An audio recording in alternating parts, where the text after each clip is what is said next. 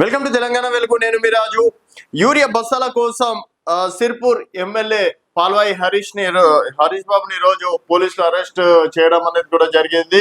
So తను గత కొన్ని రోజులుగా రైతుల కోసం కూడా అమర నిరాహార దీక్ష చేపట్టడం అనేది జరిగింది. ఈరోజు రైతులకి అన్యాయం జరుగుతుంది. బ్లాక్ మార్కెట్ లో యూరియా బస్తాలని కొంత అంటే ఒక పార్టీకి చెందినటువంటి నేతలు 200 రూపాయలకు దొరికేటువంటి యూరియా బస్తా ఈరోజు బ్లాక్ మార్కెట్ లో అమ్ముకుంటున్నారు.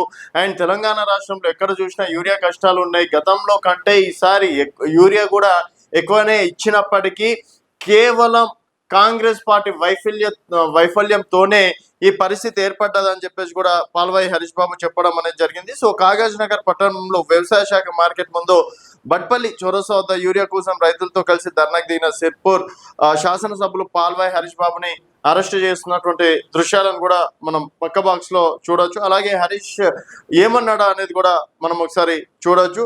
సో సకాలంలో రైతులకు యూరియా అందడం లేదని ఆగ్రహం, యూరియా కొరత ఉందని పడిగాపులు కాసిన యూరియా సరఫరాలో రేవంత్ రెడ్డి సర్కార్ విఫలమైంది.